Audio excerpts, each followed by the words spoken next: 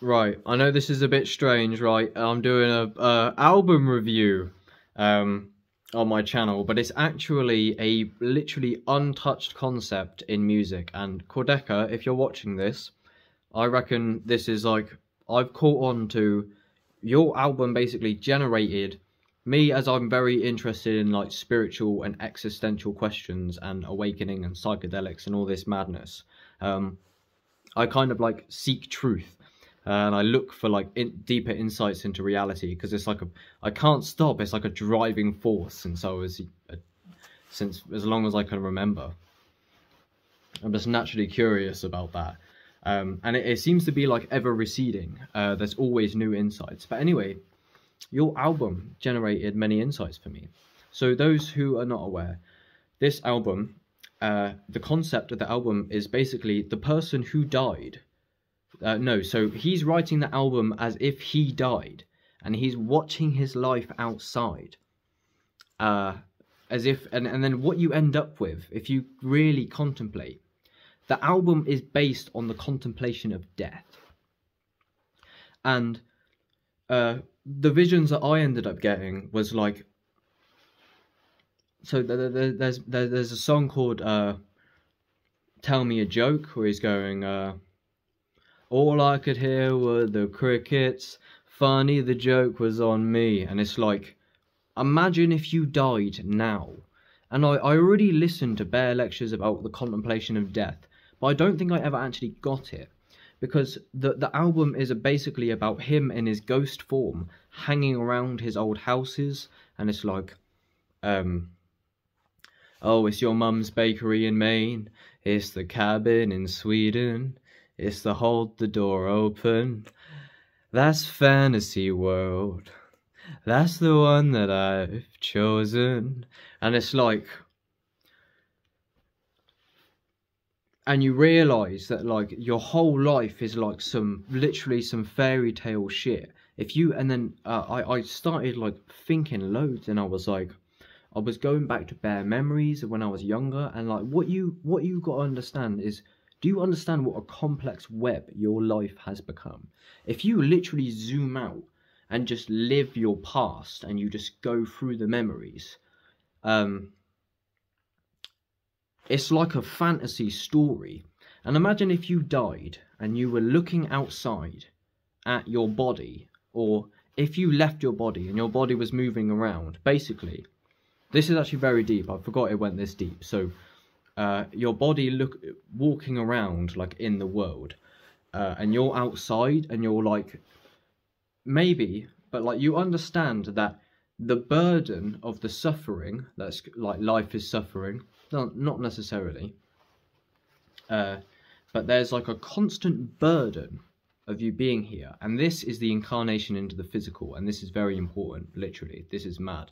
And this is when this is why this album has literally blew my mind, because it's just pure fucking genius. It's called I Didn't Mean to Haunt You, because he's like giving you like an existential meta. Like, imagine if you stepped outside of your shit and you couldn't basically embody your body physically now. You see how like you here now, wherever you are in your body in the present moment, which you can never escape, right? You're in your body. Do you feel that weight? That physical, that sensation, the weight of your shoulders, the weight of your breath, right? That, my friend, is the burden of actually being able to be in this realm. But when you die, for example, not necessarily that you're going to end up watching it from the outside like a ghost. Maybe you'll go into DMT fucking hyperspace. But you basically realize that you are now like free of the weight.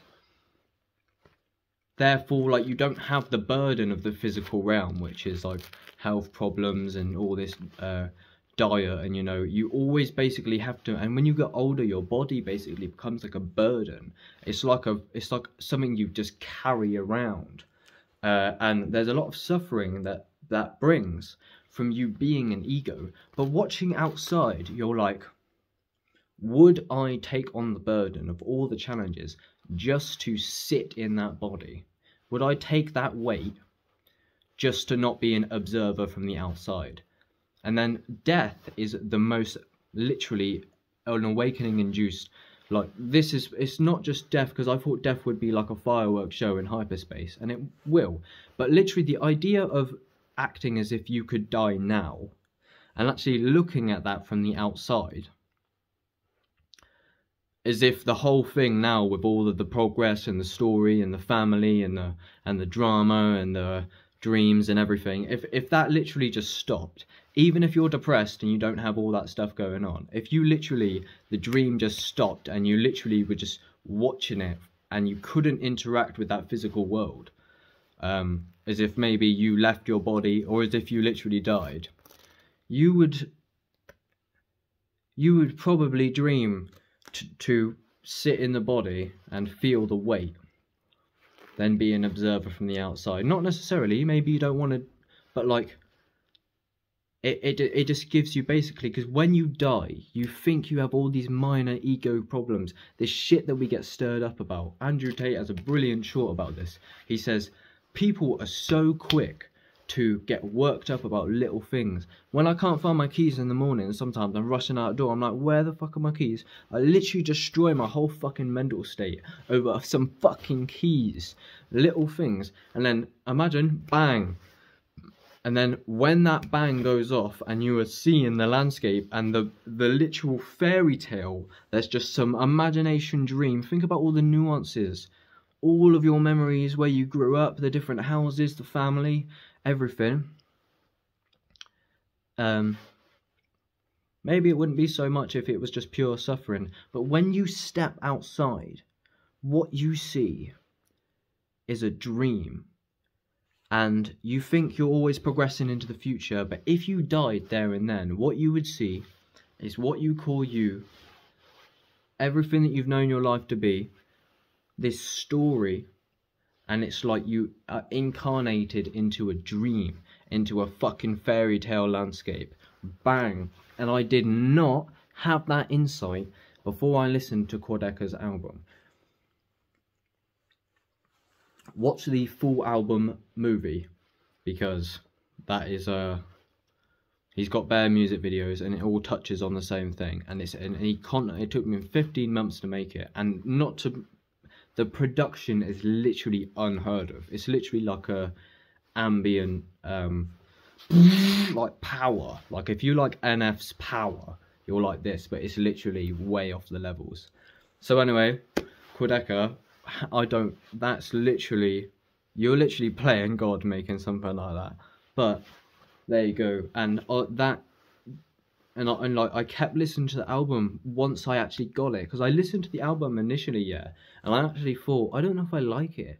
Like, I'm really open-minded to your music, because I glimpsed, what I can tell you is what I've come to understand. There's actually certain artists that if they have psychedelic people, you can actually hear the psychedelic essence in songs. And I've seen to like be able to map this out over years. And there's bare artists who have this like kind of distorted stuff. And then not only that, is QUADECA has a song, Candles on Fire, where he talks about tripping on psilocybin, killing his ego or something. And I was like, yes. And bare artists I've always listened to, Oliver Tree, I knew his stuff was, his older stuff especially, was inspired by psychedelics. And then later it come out that that was the case. You can literally hear it in the music.